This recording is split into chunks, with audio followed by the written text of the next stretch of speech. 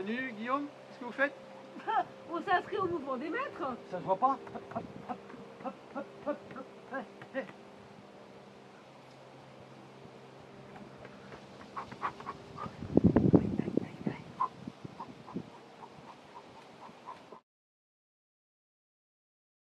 Qu'est-ce que le mouvement?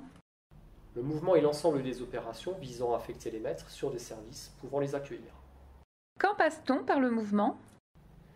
Un maître peut passer plusieurs fois par le mouvement au cours de sa carrière.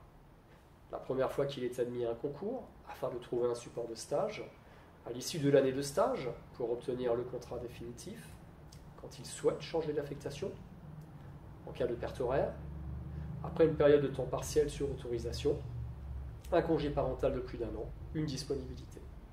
Où se fait le mouvement? Dans l'enseignement catholique, la première étape est la commission de l'emploi. Dans le premier degré, il s'agit de la commission diocésaine ou de la commission régionale de l'emploi. Dans le second degré, de la commission académique de l'emploi. La commission de l'emploi fait des propositions d'affectation dans les établissements catholiques et dans les établissements signataires des accords sur l'emploi. Ces propositions seront soumises à la CCM, CCMD ou CCMI dans le premier degré, CCMA dans le second degré.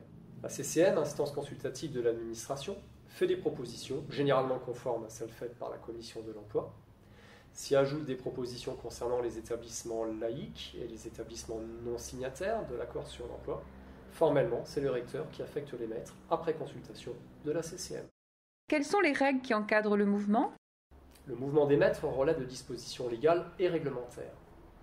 Des décrets publiés au Code de l'éducation précisent le fonctionnement des CCM. Des circulaires prévoient le déroulement des CCM, notamment l'ordre d'étude des candidatures. Le mouvement est aussi encadré par des accords sur l'emploi qui s'imposent aux établissements signataires, c'est-à-dire les établissements catholiques et les établissements d'autres réseaux qui ont adhéré aux accords. Ces accords sont évidemment conformes aux dispositions légales et réglementaires. Quel est l'ordre d'étude des candidatures? Pour faire simple, selon la réglementation, dans un premier temps, les demandes de maîtres en réduction ou en suppression de services ou qui sont en demande de réemploi. Dans un second temps, les demandes de mutation des maîtres contractuels et agréés. Dans un troisième temps, les demandes d'affectation des lauréats qui ont validé leur année de stage. Dans un quatrième temps, les demandes d'affectation des lauréats qui doivent effectuer leur année de stage.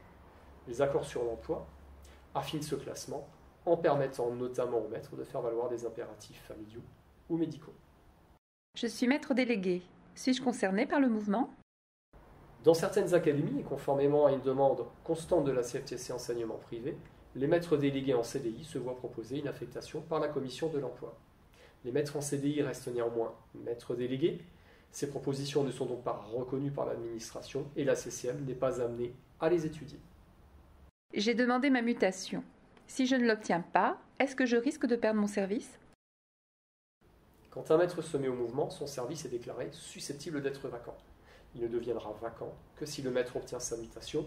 S'il ne l'obtient pas, il conservera donc son service et il est donc inutile de candidater sur son propre service. La commission de l'emploi me propose une affectation. Suis-je certaine d'être dans l'établissement l'an prochain? Non, car si la plupart des propositions de la commission de l'emploi se concrétisent, il y a néanmoins des exceptions. Certaines propositions peuvent avoir été faites sans avoir recueilli l'accord préalable du chef d'établissement. Celui-ci peut éventuellement invoquer un motif légitime pour refuser une candidature. Par ailleurs, la CCM peut ne pas suivre les propositions de la commission de l'emploi. En cas de non-respect des dispositions légales et réglementaires par celle-ci, ce qui est heureusement rare, mais aussi parce qu'elle pourvoit les services dans les établissements non signataires de l'accord sur l'emploi. Plus ces derniers sont nombreux, plus élevée la probabilité que la CCM fasse des propositions sensiblement différentes de celles de la commission de l'emploi. Si la CCM vous faisait la même proposition que la commission de l'emploi, ce ne serait pas pour autant gagné à 100%. En effet, l'administration ne procède à la nomination du maître qu'à l'issue d'un délai de 15 jours suivant la proposition faite par la CCM, délai pendant lequel le chef d'établissement peut refuser cette proposition. Si l'État ne peut pas imposer un maître à un chef d'établissement privé sous contrat, le refus doit cependant être motivé et jugé recevable par le recteur. À défaut, si le chef d'établissement persistait dans son refus, il devrait rémunérer un enseignant de son choix, sur fonds ou jet, c'est-à-dire dans le cadre d'un contrat de travail de droit privé, ce qui est généralement dissuasif. Quel est le calendrier du mouvement? Du côté commission de l'emploi, chaque académie dans le second degré, ou chaque diocèse ou interdiocèse dans le premier degré, a un calendrier et des modalités de candidature qui lui sont propres, qui s'imposent aux maîtres et qui doivent leur être communiqués par voie d'affichage dans les établissements signataires de l'accord.